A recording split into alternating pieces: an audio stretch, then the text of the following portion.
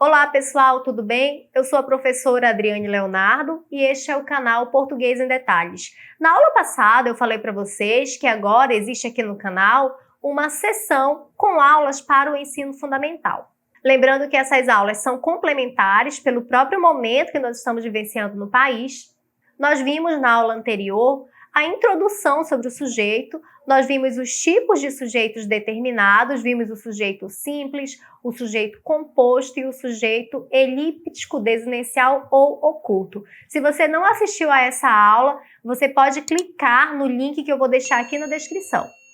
Diferentemente do sujeito determinado, o sujeito indeterminado ocorre quando é impossível saber quem realizou a ação verbal. Se, por exemplo, eu olho para você e digo assim, pegaram minha caneta? Quem pegou minha caneta? Não sei. Esse sujeito indeterminado pode ocorrer de maneira proposital, quando, por exemplo, você quer contar uma coisa para alguém, mas você não quer dizer quem foi que disse. Assim, fulano, me contaram que você colou na prova. Às vezes eu sei quem praticou a ação, mas eu não quero identificar o responsável por essa ação. Então eu tenho o sujeito indeterminado.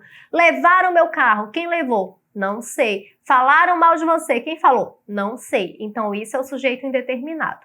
E ele ocorre de duas formas. Ele pode ocorrer na terceira pessoa do plural, pegaram, falaram, estudaram, levaram, sem um agente explícito. O que é o agente explícito? São os elementos identificados. Por exemplo, se eu digo assim, os meninos levaram a prova. Se eu coloco os meninos levaram, por mais que eu tenha esse verbo na terceira pessoa, levaram, ele não vai ser indeterminado, o sujeito não vai ser indeterminado, porque eu sei quem foram as pessoas que levaram, os meninos. Agora, se eu não coloco esse referente, só digo levaram a prova e eu não sei essa resposta, eu tenho sujeito indeterminado. O sujeito indeterminado também pode ocorrer de outra forma, que é quando eu tenho o verbo na terceira pessoa do singular mais a partícula ser. Essa partícula ser pode significar várias coisas, mas aqui neste caso, ela significa um índice de indeterminação do sujeito, ou seja, ela mostra que o sujeito é indeterminado. Vamos ver aqui alguns exemplos desse tipo de sujeito. Colocaram uma cesta com gatinhos na minha porta. Eles sabem que eu não resisto, adoro cestas. Então aqui, você pensa que a mulher vai pegar os gatinhos e ela acaba pegando as cestas. Existem outras interpretações também para esse tipo de texto, mas isso vai fazer parte da nossa próxima aula. Quando eu tenho aqui, colocaram. Colocaram é terceira pessoa do plural. Aí eu pergunto para esse verbo, eu sei quem são essas pessoas que colocaram uma cesta com os gatinhos na porta dela? Sei, não é possível determinar quem são essas pessoas. Se não é possível determinar, se eu tenho um verbo na terceira pessoa do plural e eu não consigo determinar o responsável pela ação verbal, então eu vou dizer que esse sujeito é indeterminado. Um outro exemplo que eu disse. O verbo na terceira pessoa do singular mais a partícula ser. Para você que já está estudando há mais tempo, vai saber que essa partícula ser, ela pode assumir várias funções, mas como o assunto aqui é o assunto de sujeito indeterminado, neste caso, o exemplo que eu estou dando é a partícula ser chamada índice de indeterminação do sujeito. Então aqui, vive-se bem neste lugar. Quem vive? Isso não está explícito na oração, ou seja, eu não sei dizer quem é que vive. Logo, meu sujeito é indeterminado. Precisa-se de boas condições para a educação no Brasil. Eu tenho o verbo na terceira pessoa do singular, mais a partícula ser. Quem é que precisa? Não sei, alguém precisa. Então aqui eu tenho sujeito indeterminado.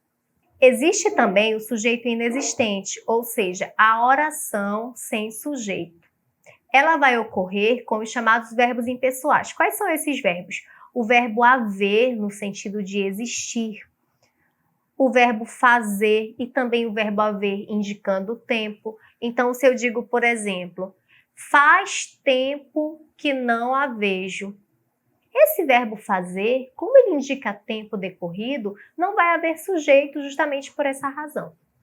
Olha o exemplo. Havia muitas pessoas naquele lugar. Eu tenho o verbo haver no sentido de existir, então a minha oração é sem sujeito.